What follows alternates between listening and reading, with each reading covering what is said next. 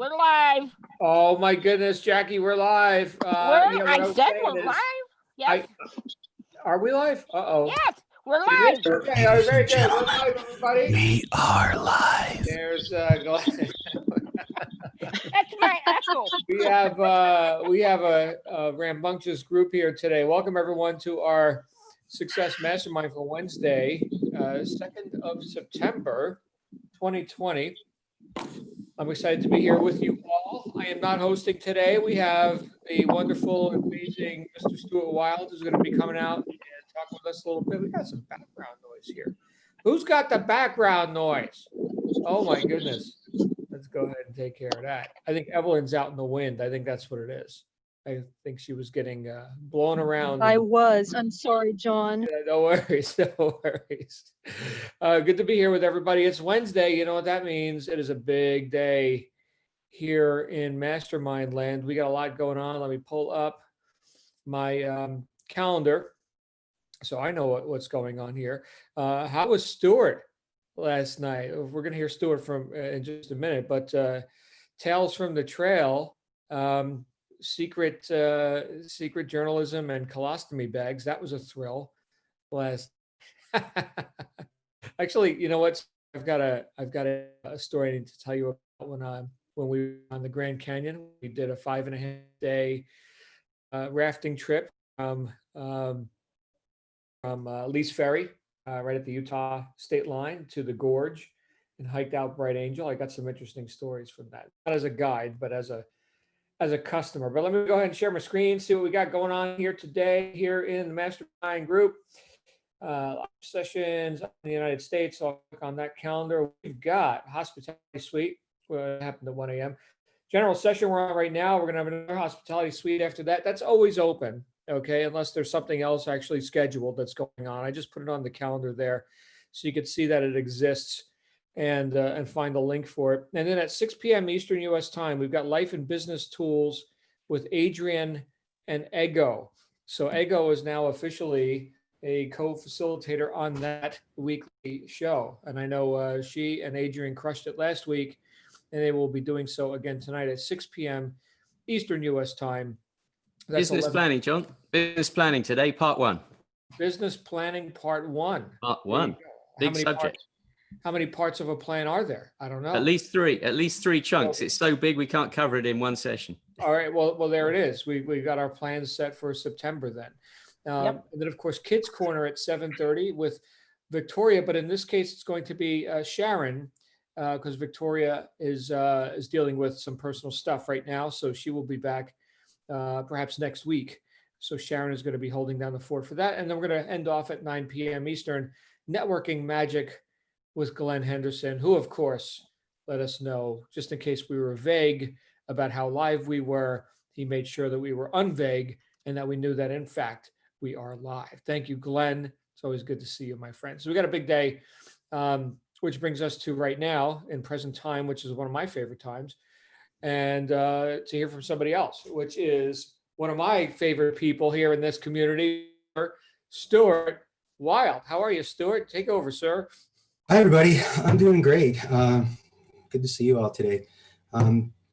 Ego had reached out to me yesterday and asked me to cover her session today because she's busy. So I'm more than happy to step in and chat with you guys today. I've had some things that I've been wanting to share with you guys for quite a while, honestly, really since the beginning of our journey with John on these calls. You know, going back to what I call the five books that were suggested to us by John early on. Power Consistency, Millionaire Mind, Miracle Morning, 5-Second Rule, Cash Flow Quadrant, right? And then some of you guys may have been listening, and John early on started dropping some book titles for what I've been calling the 2.0 reading list, right? And you know, the first one was As a Man Thinketh, right? Then he dropped Wake Up and Live, Dorothea Brandt, Psycho Cybernetics, right? I mean, I've got a whole list of them, and hopefully we'll be able to go through all these. But, you know, through this process of personal development and mindset that we're all going through, I'm sure you guys would agree, and John, you've even mentioned that, you know, you need constant reminders, right? And I think it's so easy for us to get thrown off of our mindset game, right? And it's one thing to sort of have your morning meditation or your morning savor session, but then stuff happens over the course of the day that so easily throws us off our game. Negative thoughts, negative influences, things like that. I started doing a little research into James Allen and As a Man Thinketh. And what I came up with was something called the New Thought movement. And if you guys haven't heard of this yet,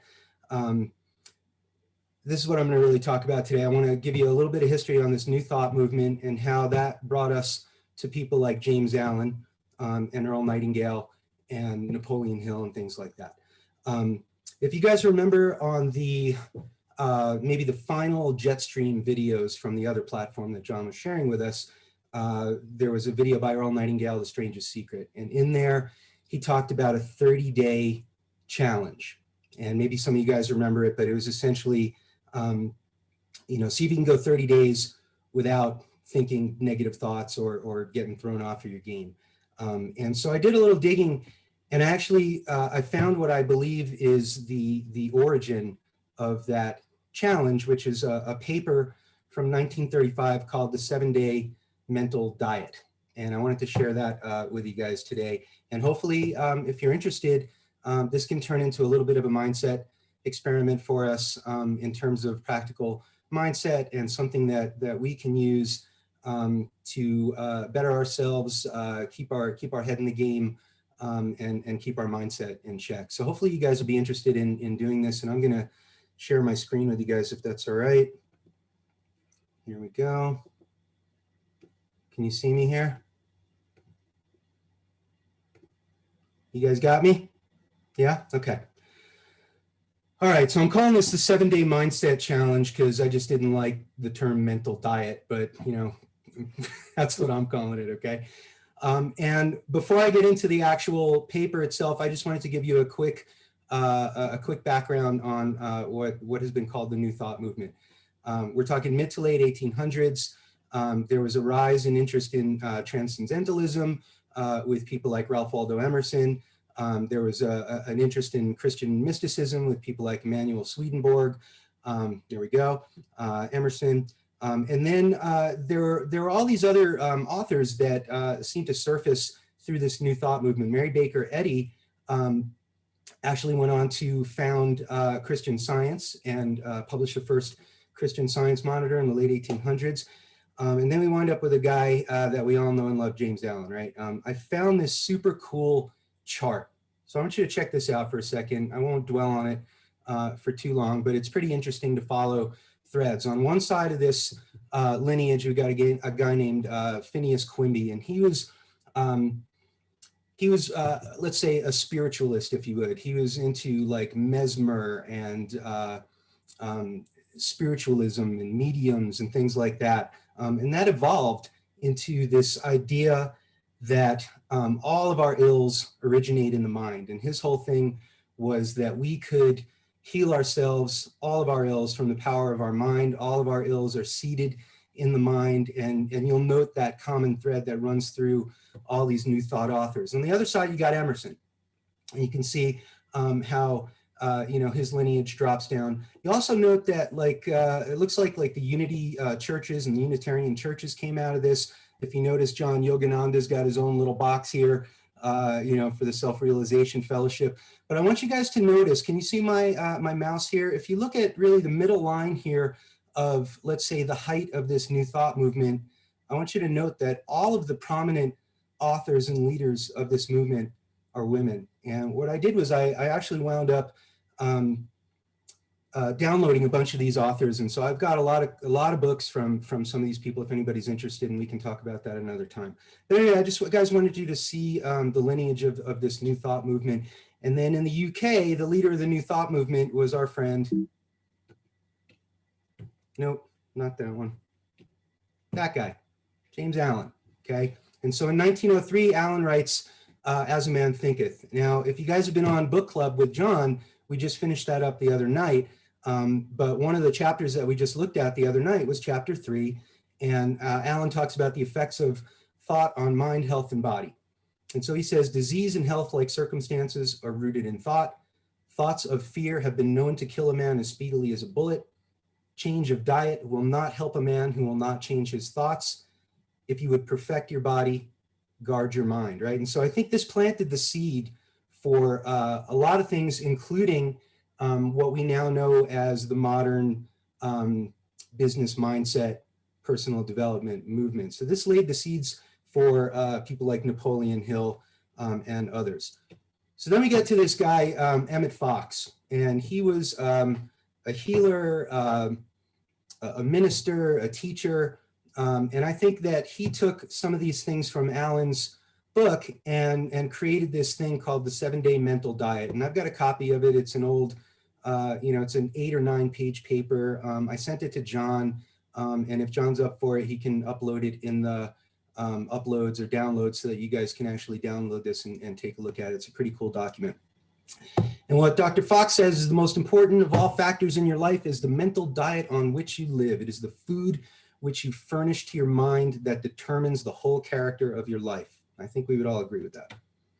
So here's the actual challenge. And of course, I'll ask you to read the little 8-page paper. It's a cool read, but here's the crux of the challenge here, okay? For 7 days, do not allow yourself to dwell on or entertain any negative thoughts. What's a negative thought? Any thought of failure, disappointment, criticism, spite, jealousy, self-condemnation, limitation, pessimism. I'm sure we could come up with a whole other list, but this is what Dr. Fox says is a negative thought. And then he also says that it is not the fleeting thoughts that come and go, but the ones that we choose to hold on to or entertain or indulge in that are the ones that cause us harm, right? And I go through this all the time, and maybe you guys too, where, we have this sort of momentary negative thought.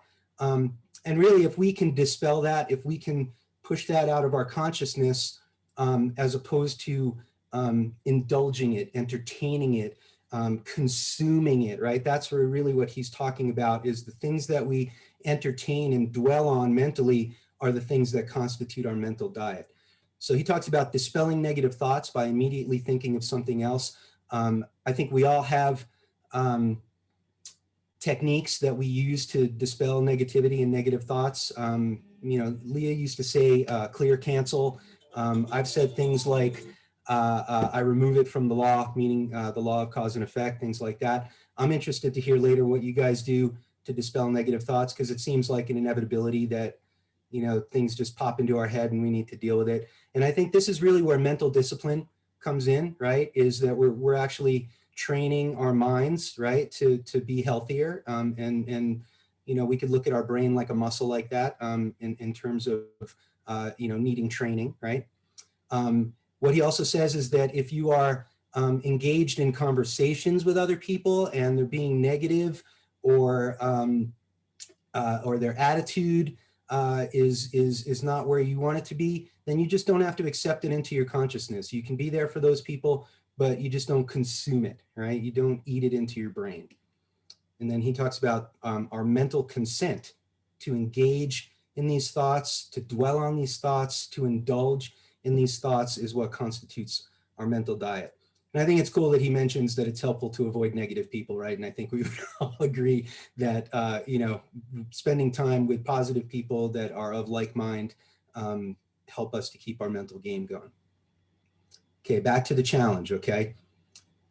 Fox says, do not start it lightly, that you should take a day or two to really contemplate this. It's not an easy task. It's very simple in its approach, and yet it's probably one of the most challenging things any of us will embark on. So think about it for a couple of days, really get yourself in the game of if this is something that you want to do. If you fall off the diet, take a day off or 2 days off and then restart. Don't just kind of hit the reset button and go immediately. You kind of have to clear your brain a little bit, give it a day or two, and then start over and try again. There is no like, oh, I failed at this, right? You just kind of reset. Fox says to count every lapse, because guess what? Whether you do or not, nature will. Meaning you can't fool, you can fool yourself, you can kid yourself, but the reality is you can't fool nature or God. The other thing he says is don't tell anybody else, which I think is pretty cool, right? It's just your little private thing that you're trying to work out. And then in closing, what Fox says is to remember that nothing said or done by anyone else can possibly throw you off your diet. And only our own reactions to people, circumstances, and events can throw us off our mental diet. There you go. I'm going to unshare my screen for a second here. Good. So, yeah, I wanted to get your thoughts on that. I think this is something that that I want to embark on. I think it's something that would benefit me, and I would hope that you guys feel the same. And if anybody's interested in taking this challenge or doing it, maybe we meet back, in another week here, and we talk about our experiences with that. So I'm gonna flip it to the group, and I'd love to hear your thoughts on these things. So I've got Cyril and Star and Jamie. So I'm gonna go Cyril first. What's up, buddy? Hi guys. A really interesting one. I actually started working on this one in my 20s because I realized that my mind was very, it's one of the few things I actually have worked on previously. I realized my mind was very negative. And the fact that particularly when I was training as a dancer, the whole way dancers, as I've said before, the whole way that dancers used to, less so now, some styles maybe, but some styles are literally based on a positive attitude. But we're basically the cup half full, or glass half full. So in my 20s, one of my affirmations was, I have a positive mental attitude.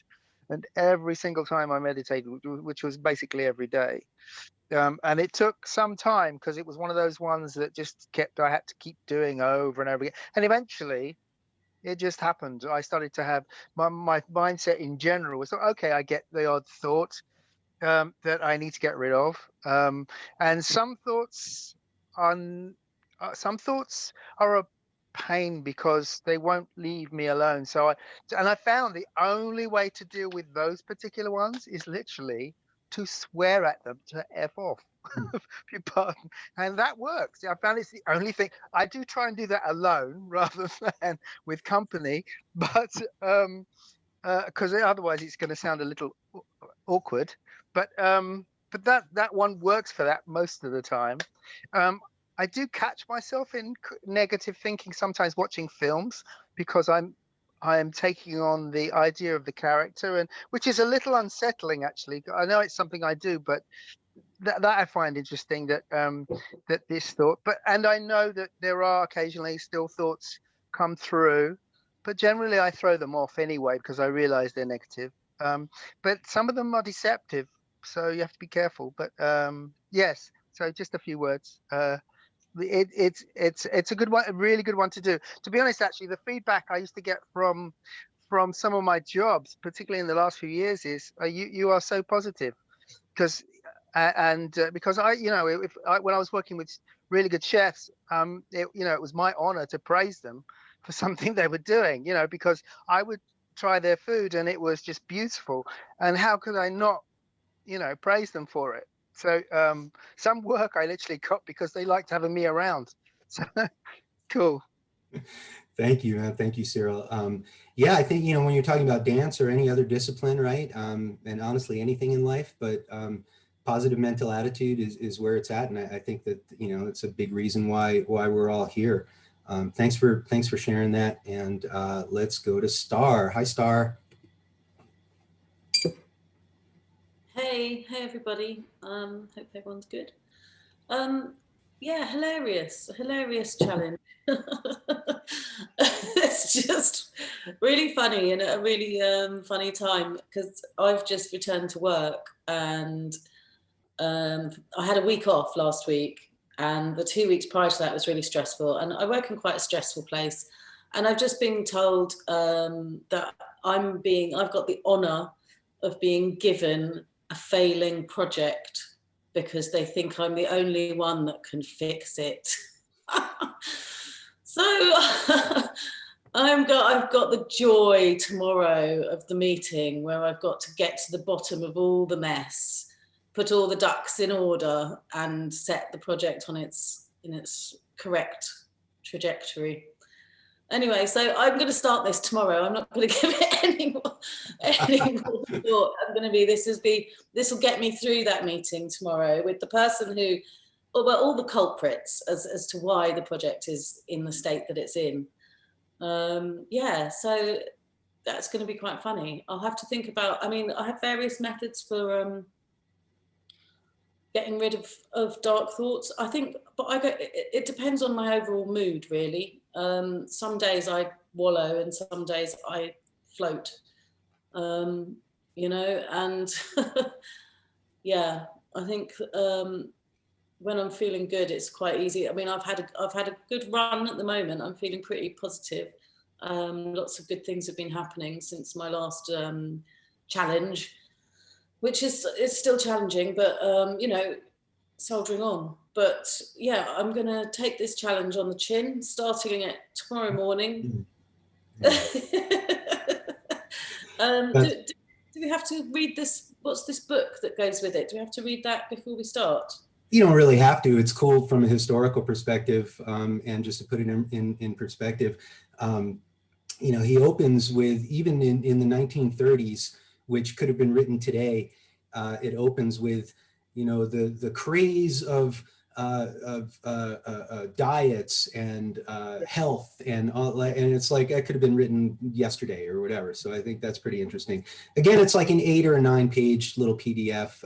It's cool just from the historical perspective, I think, and yeah, to see what he says about all those things. Star, that's what happens when you level up, right? People notice you and give you more responsibility. So that's that. Good on you for that. Yeah, I we'll think see. you and Ivier, you're going to be running your companies that you work for here pretty soon. Yeah, well, I got confirmation of promotion today as well, because awesome. Congratulations, that's amazing. I was supposed to be promoted in June, you see, but then with all the COVID, it all got delayed, but they've just reinstated our salaries, and so I should be promoted in January now. So onwards and upwards. Yay, that's awesome, Star. Thank you. That's great. Glad to hear from you. Who do we got? Mr. Jamie Young, what's up, buddy? Hello, everybody. Star, you know, I think everything happens for a reason, and probably if it happened in June, it might have been too soon. You know, you never know. It happened when it happened, and probably was the right way. And you know, congratulations. I think it's awesome. You know, I think there's quite a few people on here that are in sales. I'm in sales, sometimes begrudgingly. I have a boss who's a little bit can be a little bit of an ass, and not a great leader in my view. Quite a bit younger than I am. Maybe that's the problem. I don't know. Maybe I think I know too much. But we have a weekly standing conference call on Friday with our group, my team, and then with him, and then we have a monthly one-on-one. And I prep myself. I find myself prepping myself with such negativity going into those, because I have this preconceived notion that it's just going to be you know, he's not positive a lot. It's almost like we were talking about yesterday. He doesn't pick out the right spots. He does a lot of which I don't think great leaders do. Great leaders do, and he goes, you know, and picks out the things that, you know, he believes that you're not doing it. You're not up to speed on. You're not doing well. Your numbers aren't great. You're this or that. But I mean, I think sitting there, we all know different, right? So differently. So I have to. I think what I need to work on in your presentation and your slideshow was very beneficial, where I need to flip that on its head, because I can't be as productive as possible if that's my mindset, right? Because I'm going to throw up all kinds of speed bumps and walls and what have you, and get preoccupied by the negativity, and so it's timely, because I actually have one of those with him this afternoon. And so your slideshow, I'll ask you if you get pass it along, maybe on the side. If it doesn't get uploaded soon enough, I might want to memorize that before I get into that call. So I appreciate you. Thank you for that insight. It was eye-opening. Thanks. Thank you, man. Thanks for your comments there. Yeah, I think, mental diet, mindset, again, it doesn't matter what you do, sales, anything, right? We all have to, in whatever ways, we all have to deal with other people, right? It's this interesting thing because there's sort of this internal struggle, right? Of our own minds working against us, right? Or we can be our own worst enemy with self-talk and things like that. And that's sort of this internal issue that I think we all need to, overcome. And then there's the whole thing about the outside influences and the others, right? And when you're dealing with people, with attitudes, with egos, right? And that's really, I think that's probably as big a challenge as the internal stuff. At another session, I want to chat with you guys about petty tyrants and naysayers and how to deal with those people in our lives that really are not helpful to us in any way. All right, thank you, Jamie. Adrian, what's up, buddy? Hey, Stuart, great topic. It's taken us really into the territory of neuro-linguistic programming. Perhaps John will be tempted to speak to us about that at some point. I'd love that, John, if you would. Yeah, just a couple of things we used to do. I mean, in the family, we would say that if anyone said or thought anything negative, they had to immediately say or think two positive things. And that works, just like getting sent around the gym to do 35 press-ups or something. You're forcing yourself to say, right, hang on a minute. And then you get an auto reaction. I'm not going to do that because your brain changes its patterns. It can change its patterns, I think. There's a sort of autopilot reaction if you do that sort of thing.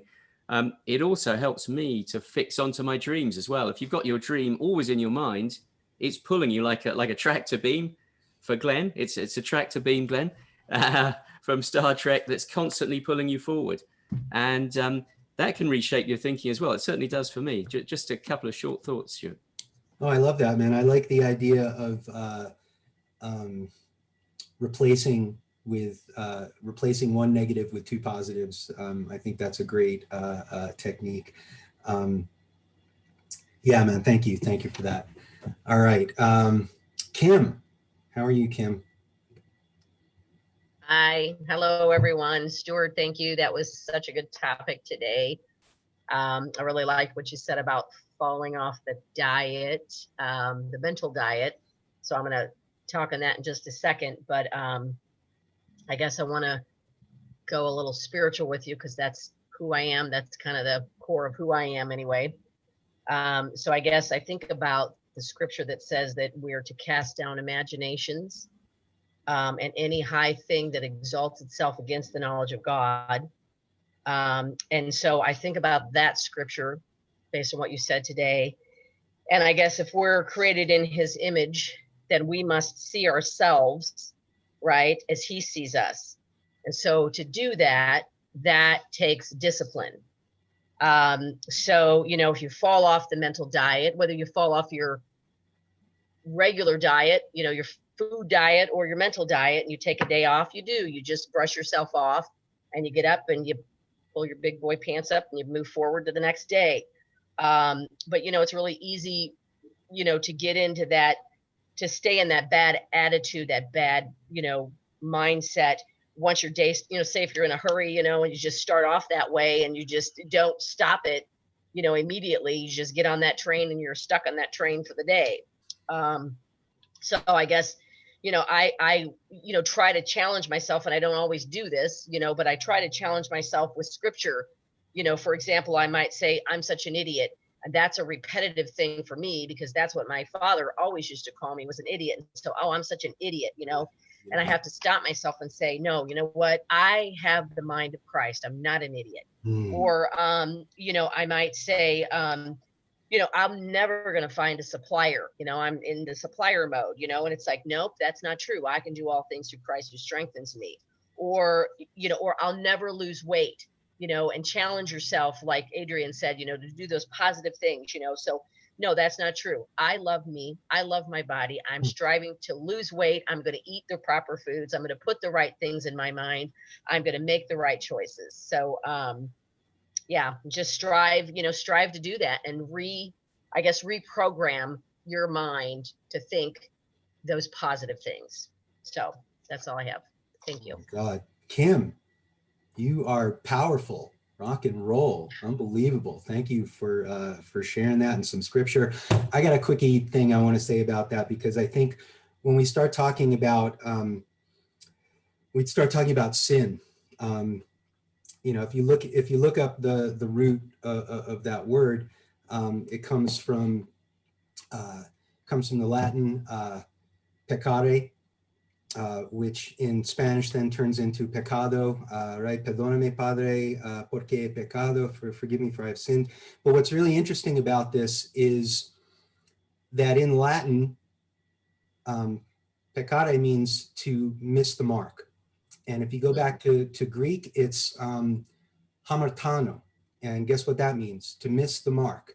And in Hebrew and in Aramaic, the word hata, which is where we get the word sin from, means to miss the mark, right? And so it's this interesting concept of sin to me, and hopefully this isn't blasphemous to anybody, is that which keeps us from God, or that which keeps us from our true self, right? And so even the concept of just understanding, oh, I missed the mark, right, is to me is a lot more palatable up here than you did something so horrible that you should be condemned for it, right? And a lot of that is about self-forgiveness and things like that too. So thank you, Kim. That was cool. I'm glad to hear you speak with such power this morning.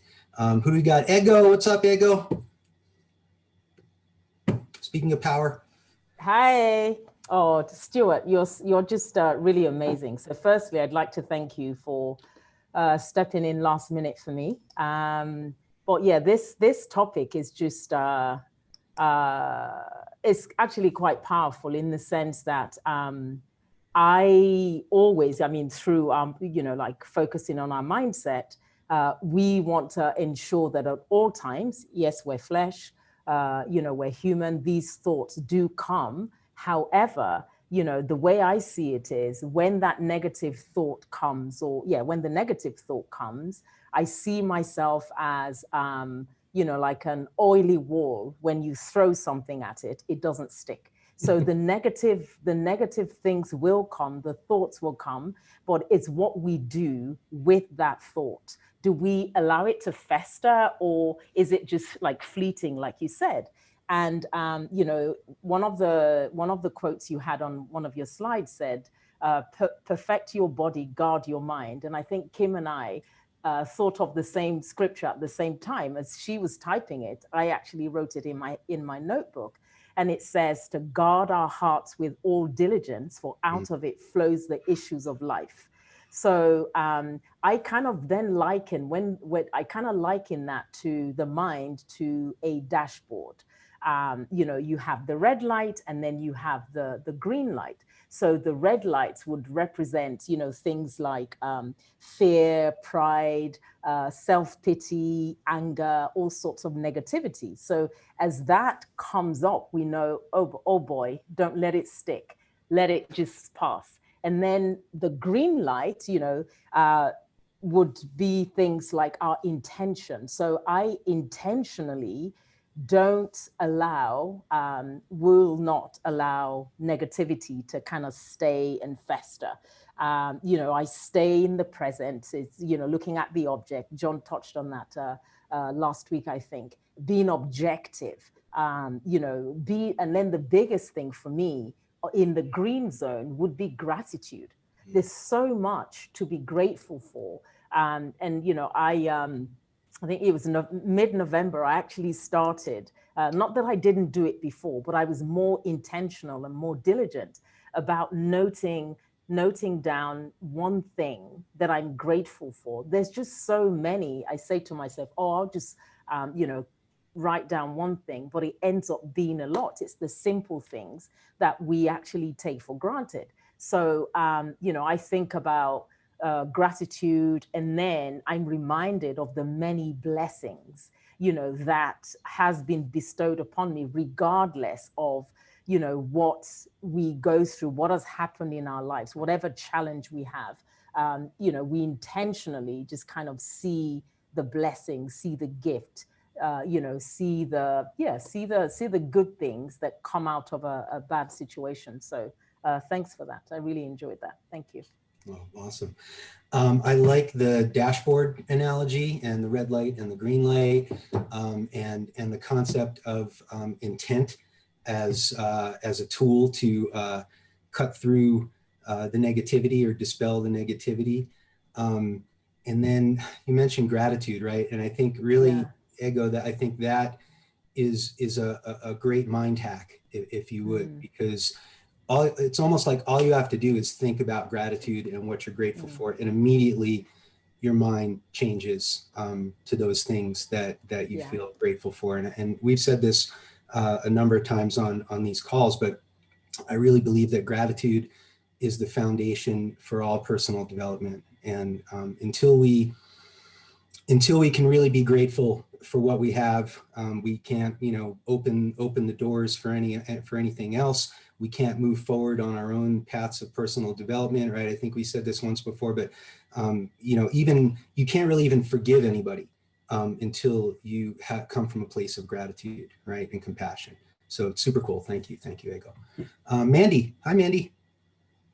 Hello, Stuart.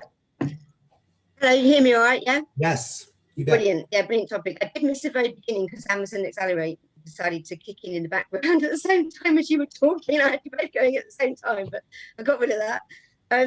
This has been something that's been for years and years. I had to get rid of negativity, and I tried lots of different ways. And I think Susan Jeffers and a book I mentioned before by Richard Carson called Stop Thinking and Start Living. In his one, he would sort of say, actually, literally just say stop, think of something else that you've got, something else that's like a good scene, a happy scene. And I also used to have a chime when I used to have a bad gremlin on that shoulder and a good gremlin on that shoulder, and I used to talk to them both, which sounds like I'm a bit weird. I've been known to have arguments with myself. So stop saying that. What do you think? And it's like, oh my God, I'm only doing that. But it has worked over time. It does take time, but it does work, because over time, I don't have half of the negative thoughts now. And I've managed to look for the positives, like Pollyanna. Glenn might remember Pollyanna, but Pollyanna the film. I can always find something positive in what's going on. In everything, there's always something positive, whatever it might be. But also, the funny thing about what you're saying today is that I listened to Earl Nightingale, pending whatever was going to happen with that. And I missed the first time around, and he's got a 30-day challenge. So on the 1st of September, because some of the negative thoughts are coming back about the business, I said, okay, I'm going to do that. So I've started doing the 30-day challenge. Earl Nightingale as well, which is the same sort of thing. So what he's got is, you've got to set a goal, stop running yourself down, stop thinking of all the reasons why you can't be a success and think of why you can. Trace negativity back to childhood and find out why it started. Write a description of the person you would like to be and then act the part of that person. So I've only been doing it for one day, but I'm doing it and it's starting to work. So if I do that, can I count the 7 days in at the same time?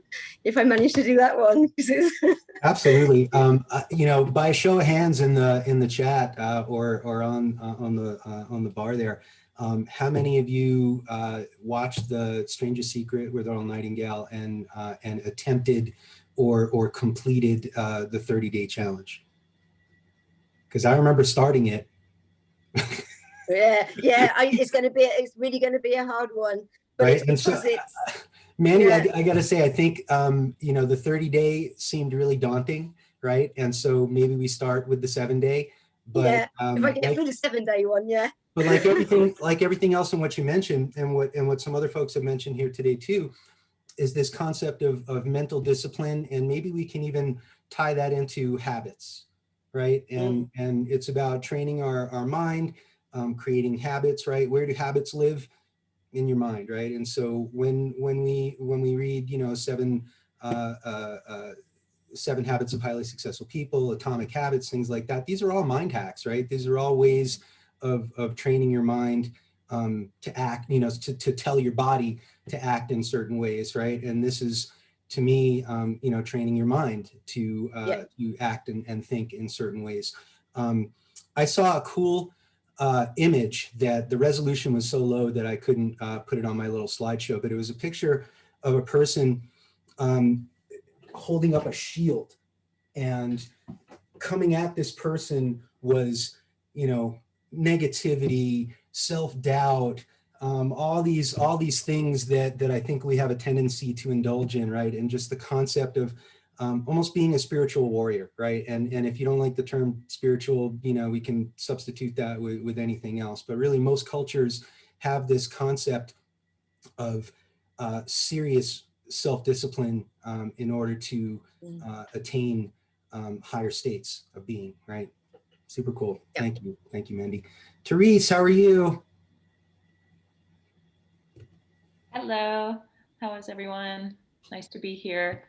I've been kind of hiding out in the shadows this last couple of days, so here I am. Great topic, of course. Stuart, you always, I think you're going to run out of ideas and direction, and you never will, and you never do, and I love it. Thank you so much. So this one's pretty close to my heart. My mom, of course, is has a little bit of an anxiety disorder, and, just I grew up with the constant worrying, constant negativity. And I think it came from a place of, and for her, for fear, and for fear that you were going to get hurt, or for fear, it was also very, very passive aggressive, lots of stuff. And I started off pretty early on with my own issues. And I think I feel very grateful for having, I think, a strong mental attitude, or just the ability to look at things from a different angle. And I've always was that way. And she used to say, "You're such a different child," because I would come back and say, well, if, what, like this is not specific to, I don't know. Why do we have to go to church when God is everywhere? I would always come back with that. Well, why can't we go to the mountains today? Why can't we just sit outside in the back lawn? And it was just like, I was always kind of contrary to what she was saying. And I didn't intend to be contrary. I was too young to know what contrary was.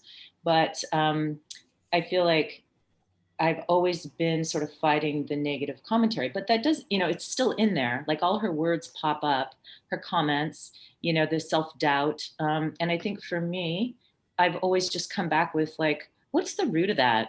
What's that from? Who owns that thought? Oh, that's not your thought. That's her thought. Or that's, my brother's thought, or my condescending sister's thought. So it's like, I try to break down where it came from and then be like, oh yeah, well, there's no room for that in here. I'm trying to go forward and that's holding me backward. So I'm pretty good at that, I think, but still truly believing it in my soul is the challenge for me, and in my cells. And, I exercise a lot, and that helps me stay balanced, and balance my own anxiety, my eating disorder, etc. And when I'm outside, I don't think about anything. Like when I'm running, I don't, like, all of a sudden the thoughts stop, and I'm just completely enamored with nature and what I see around me. I mean, and of course, I'm also into design and homes and I'm a real estate agent as well. So I'm always like absorbed with design and elements of nature. And for me, that's, if I'm having a day where those thoughts are really popping in, I'm going outside for a walk around the block. So that's my tactic. You can't always do that. It depends on your situation, but yeah. And the 5, 4, 3, 2, 1 has been a great tool as well. So when I'm sitting at the desk and I'm questioning what I'm doing and is this going to work? Sometimes when those slip in, it's like, okay, 5, 4, 3, 2, 1, stop, 5, 4, 3. And I do it multiple times. So when I can't get outside, I use that. So thanks. Oh man, that's awesome. Thank you. Thank you for bringing nature into the equation. I think a lot of us, and I remember John early on months ago talking about sometimes, you just get outside and go for a walk and observe other things that, look at the tree, look at the river, listen to the sound of the wind, all these kinds of things. And I think that, really you're speaking to like our purest state, right? And nature to me is a gateway to reconnect with your source and reconnect with your true self. And it's a big part of why I've spent much of my life out in the wilderness.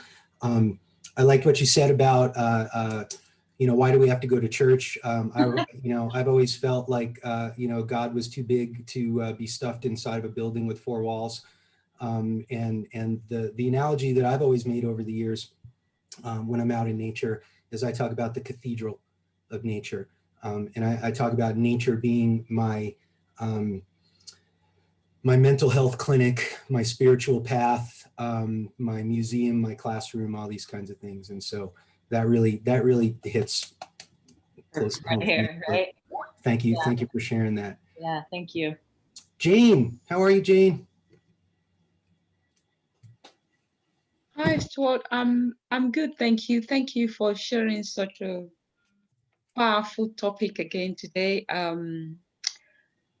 think since I've started reading, since I joined the class, I'm a Christian, but then I'm a human, and negative thoughts just fly everywhere. And but since I started reading the books, The Power of Consistency, all the books that John mentioned, I thought that, oh, where did they get this information from? I thought it's only in the Bible that says, as a man thinketh, so is he. And also it says that whatsoever is true, whatsoever is noble, whatsoever is right, meditate on these things. So I thought, so where did they get all this information from? I was really, really intrigued. Anyway, so basically, since I've started my meditation and following these 7 habits of highly effective people and all the books that John recommended, I wake up about just naturally 5 o'clock in the morning UK time, and I go for my walk, and during that process I just like throw off every negative thought. And to me, how I've been able to overcome such thoughts is through the power of the blood of Jesus. And I just say to my mind, I clear my mind, and with the name of Jesus, any negative thoughts, I just get out in Jesus' name. And even before I say that word Jesus, I notice that it goes. And I just have peace. And also, Stuart, you did say something a few weeks ago in terms of when people deliberately like attack you or do something negative. I think naturally you tend to want to react in a negative way. And or even if you might not even react in a negative way in front of the people, you just feel kind of negativity. But then I learned from that process that no, even before or after or whatever, and also the Bible says that you don't work with negativity against negativity. You have to counteract with positivity, which is what the Bible says. And it's just like really sink down on me that even if somebody comes deliberately to attack you, just combat it with love, with integrity, with truth, and you see that you'll overcome. And you know what? It just gives so much peace, because you cannot be thinking, if I think right, doing the right thing, I'll get the right result, irrespective. And that has really, really helped me, I think, since this COVID. And I thought, wow, awesome. Anyway. Wow, Jane, thank you for sharing your journey with this. And I think one of the cool things for me, as I imagine that all you guys probably would agree, is to sort of watch or participate in this mass transformation that's happening on these calls, and just watching everybody, myself included, right? Going through these processes and working on ourselves. And I'm glad to have you share. I remember when you were a little shy a ways back. So whenever you share, it's very powerful. And thank you for that, Jane. Koila, where you at? Hello. How is everybody? All right. Yeah, I've not got very much to say, just that I think it's part of all the traditions, really, that one should look after one's mental diet. And certainly in the Buddhist tradition, there's the thing of guarding one's sense gates, as they're the entrance to one's mind. So in the tradition that I studied, that involves being careful what you take in through every sense gate. So what you watch, let's avoid certain kinds of rather negative news and chewing gum television programs and that kind of thing. Watch what you read, watch what you listen to, take care of what you eat, because that affects your brain as well. All of those things. And then of course there's the internal aspect, but how you feel internally is partially, well, it's quite a lot affected by what you're taking in from the outside. So what you take in from the outside can make you feel quite negative, which isn't a good help. If you have negative thoughts come up just as and when, I find it very helpful to think, just because I think it doesn't mean it's true.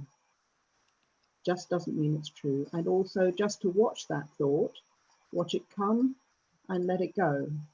Don't follow it. So that's a big help as well. And I'm with you, Stuart. Outside is for me. You know, it really does the whole thing for me. And just finding something to look at that's beautiful and being grateful for that is a big help in positive mindset, I think. And that's it. I love you're talking about the sense gates in Buddhism. I think that's again, you know, translates across most disciplines, right? And as you were saying, every culture, every religion has the concept of the spiritual warrior or the and it's a metaphor, of course. It's not, you know, again, we're combating our own tendencies to sabotage ourselves, right? And even what Therese was saying earlier about where those thoughts come from, and almost identifying the voices in your head, right? And oh, that's not me. I take that out. And I love Cyril's approach of, you know, just flipping off the negative thoughts and you know, sending them on their way. John mentioned the other day when we did book club, and I've read a lot of this sentiment in Stoic literature as well, but this concept of being a vigilant guardian at the gate of your mind, right? And it's a two-way situation, right? Because you're responsible for what leaves your head in the form of thoughts, or what leaves your mouth in the form of words and things like that. But you also have an ultimate responsibility to stand guard at the gates of your mind, right? So thank you for that. All right, hi Nikki, what's going on? You there, Nikki? If not, I'm going to Wayne. I'm here. Okay. Can you hear me now? Sorry.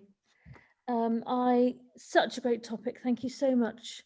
Really, really fantastic. And thank you for everybody else who's shared on it. And it's a bit too emotional for me, so I decided I had to cut out and go.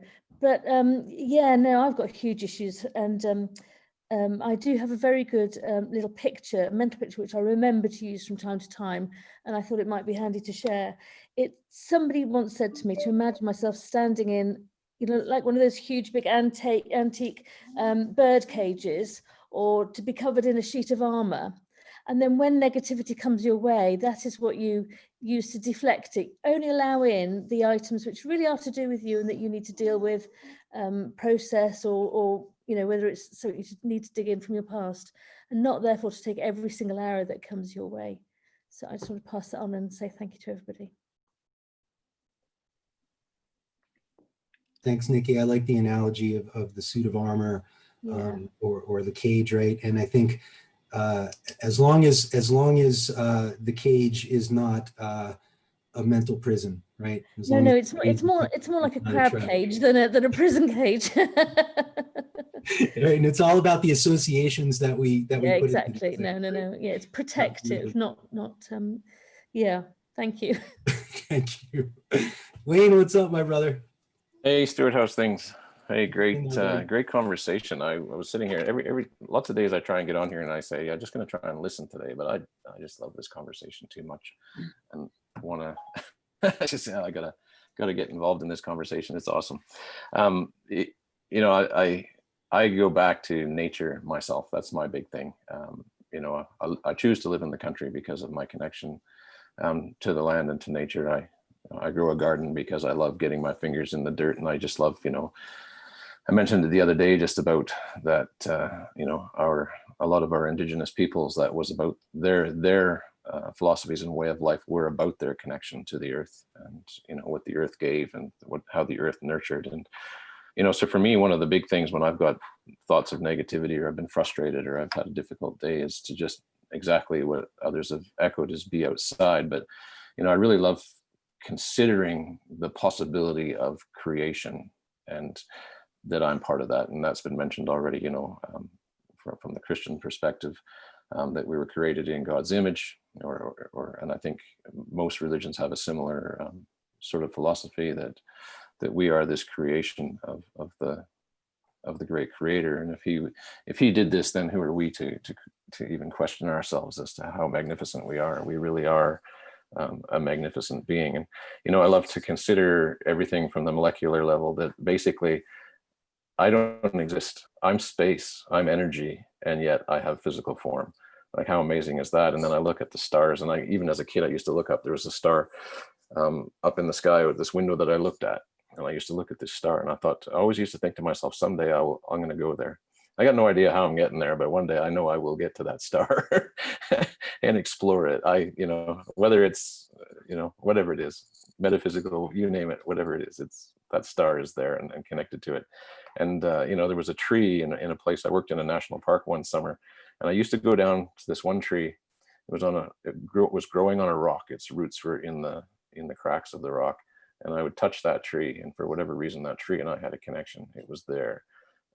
You know, so that was a way that I could de-stress and be part of that. And so, you know, even when I drive home from work after a stressful day, and the airline business has plenty of those, you know, just coming back out through nature and considering the changes and what's possible and the wind and experiencing that and truly understanding that I'm part of that magnificence is pretty amazing.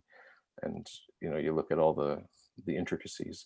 I love walking out in the field and seeing everything from, oh, look at that little thing that's down there in the dirt, to that insect. I've never seen one of those, or what's this flower, or, you know, feel the wind on your face. And even in storm this morning, we had a strong northerly, and in my walk, and I actually like walking in those conditions because you're experiencing something new and you're experiencing the power of nature. You know, that's just truly amazing. So, and the last little thing that comes to mind, and I don't know when I figured this out, it was a long time ago, but, you know, you hear the concept of, oh, that person's a glass half full person, and that's a glass half empty person. Here's my belief: the glass is always 100% full. Unless you live in a vacuum, it's liquid and it's gas, but that glass is always 100% full. That's awesome, dude. The eternal optimist. I love it, Wayne. I've been called a similar thing. Let's see, more about nature, right? To me, and maybe you would agree, Wayne, being out in nature is this interesting sort of dichotomous experience, because on the one hand, it's a connection to everything, right? And so on the one hand, it's a very humbling, we feel small, and that there's just so much going on in the world, and it's so big, and we're, you know, and we have this sort of, you know, humbling aspect of being out in nature. And then, as you're mentioning, you know, when I'm out in nature, man, I've been in some of the craziest hail, lightning, you know, I'm sure you have as well, man. I've been sitting up on top of a mountain, you know, with lightning cracking all around, and like just that feeling of how big and powerful the universe is, and that you're a part of that too, right? So I love that kind of big and small contrast. The other thing I wanted to mention, you're talking about just sort of the wonder of being out in nature. And I remember, and maybe you read this book, Wayne, or maybe some of you guys have read this, but growing up in the suburbs and trying to teach myself how to live off of the land, was an interesting prospect until I moved out to New Mexico. And I remember some of my earliest mentors in terms of authors. There's a guy named Tom Brown who wrote this book called The Tracker. And in there, he talks about, going to the beach and just grabbing a handful of sand from the beach. And, we think that things are ordinary, and we have this sort of, oh yeah, it's just sand or whatever. And if you've ever looked at a handful of sand, you can see every color in the rainbow, right? You can just transport back to the source just from looking at a leaf, or whatever it is. So I think nature has that potential to transport us, back to where we came from and where we're going. Cool. So Cyril, I see your hands up again, but I'm going to go to Toba, and then we'll close out with you if that's cool. Toba, what's up?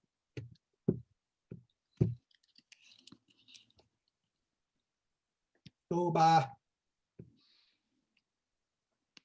Okay. Hello. Hey, Stuart. What's up, man?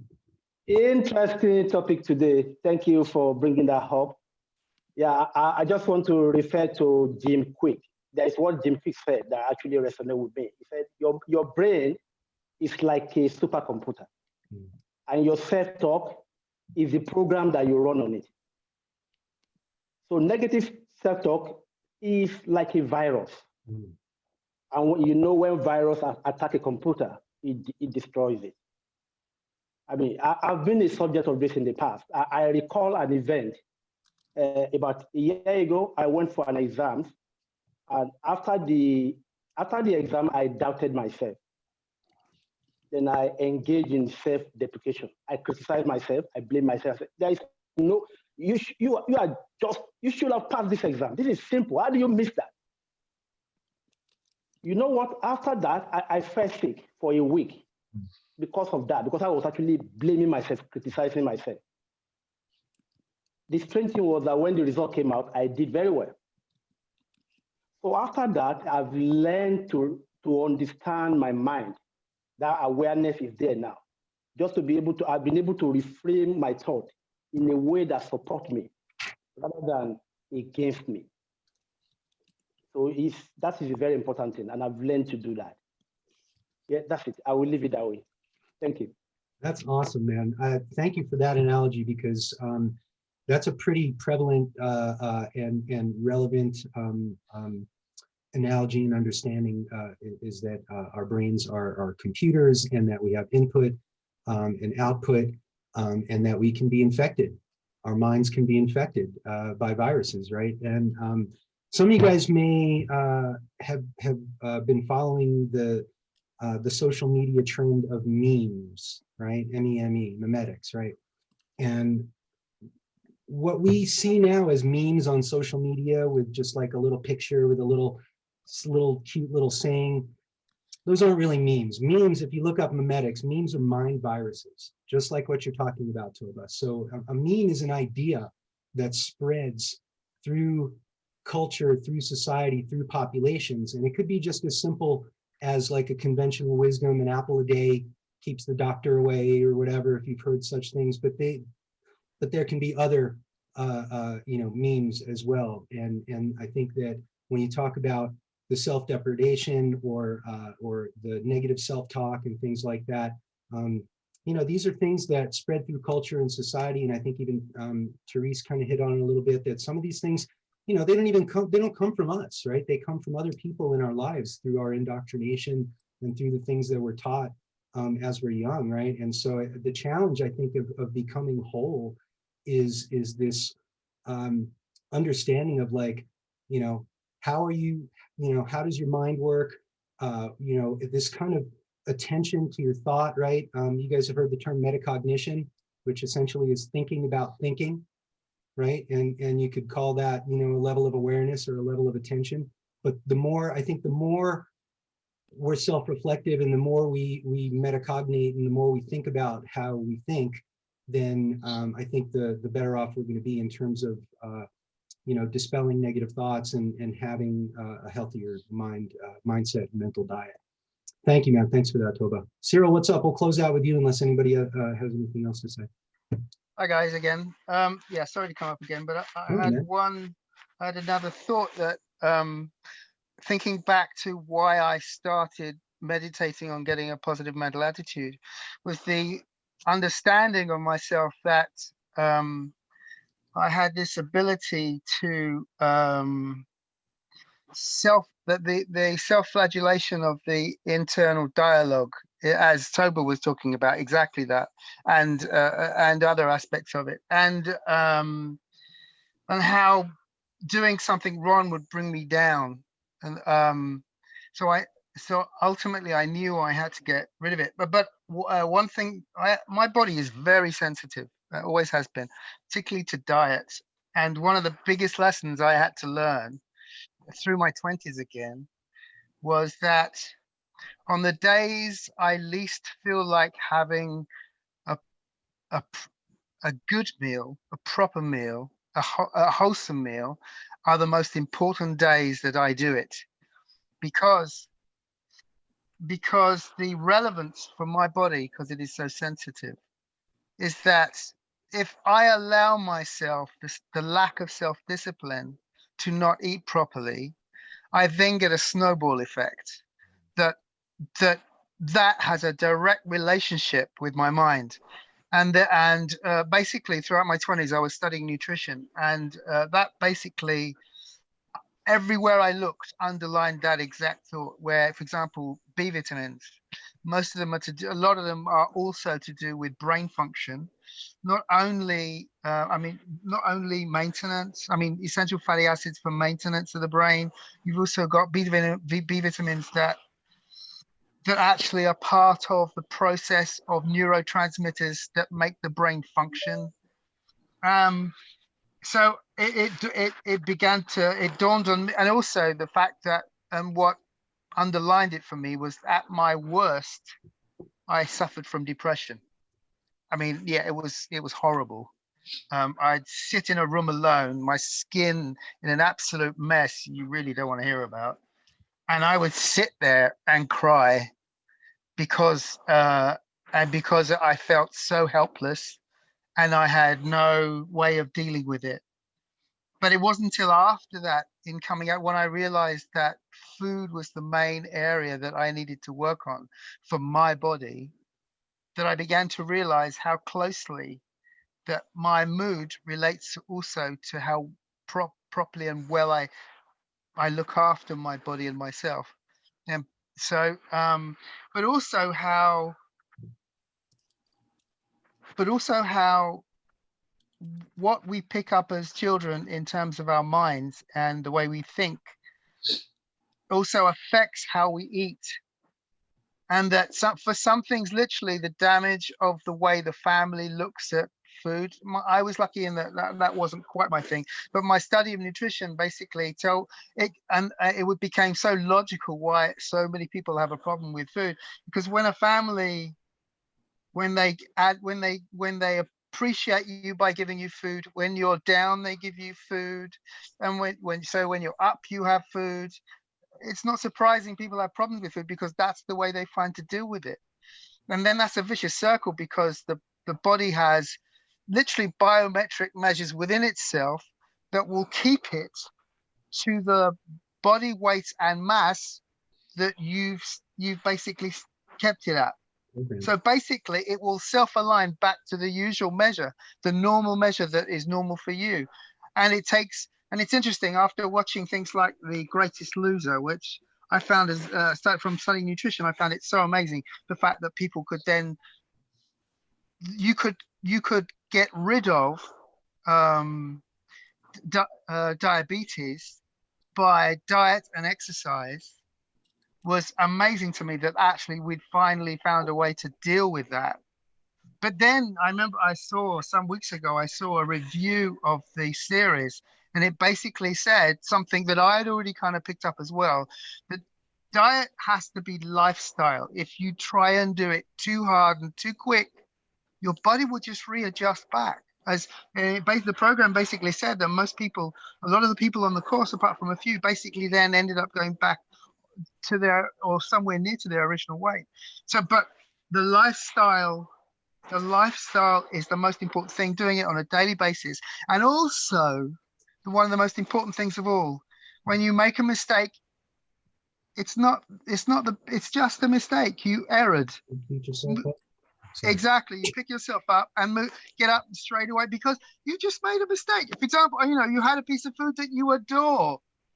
Well, that was pleasure, so that's great. But move on and don't have too much.